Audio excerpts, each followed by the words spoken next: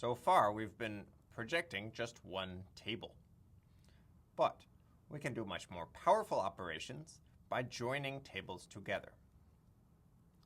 Now, if you ask someone what a join is among two tables, they may tell you which kind of join. There are so many.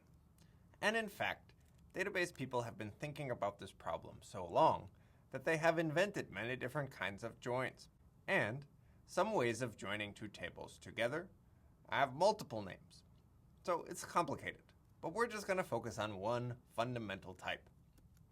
Two tables, A and B, are joined using a comma to yield all combinations of a row from A and a row from B. This is the fundamental idea of what it means to join two tables together, is to list all the pairs of rows. So back to dogs. We'll need a second table in order to do anything interesting. Let's create a table called dogs that has a name for each dog and what kind of fur it has. Abraham has long fur. Barack has short fur, which we'll indicate using dots instead of dashes. Clinton has long fur, Delano has long fur, Eisenhower has short fur, Fillmore has curly fur.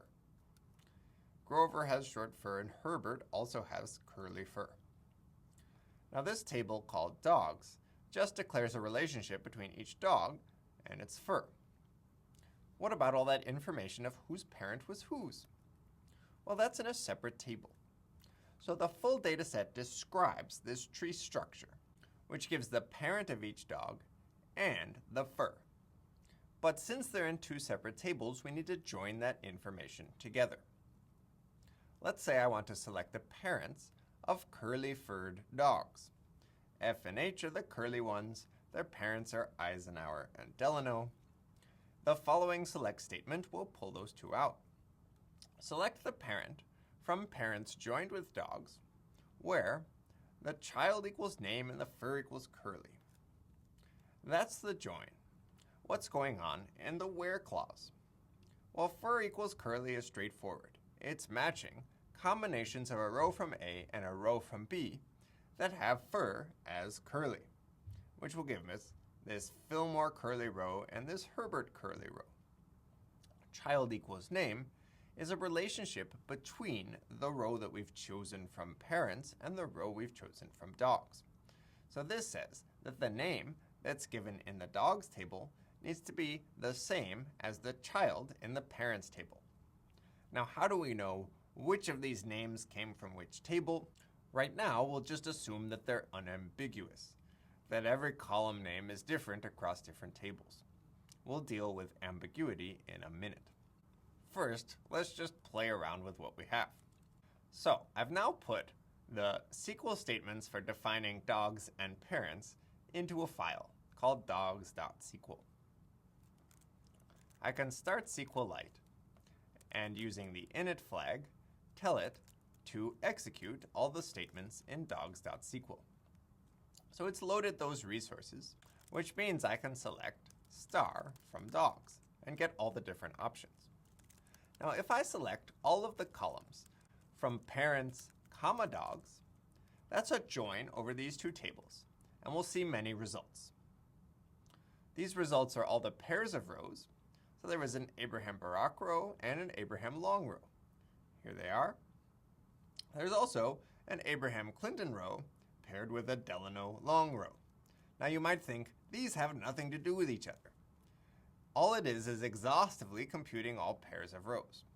It's up to the where clause to define some relationship between them. So let's start using a where clause. Select from parents, comma, dogs, where let's relate the times when the dog's name is the same as the child. So we write just child equals name in order to get those cases. Okay, we still have 4 columns, 2 columns from the parents, 2 columns from the dogs, but it's always the case that the child and the name column have the same value. So Abraham is Barack's parent and Barack has short fur. Delano is Herbert's parent, and Herbert has curly fur.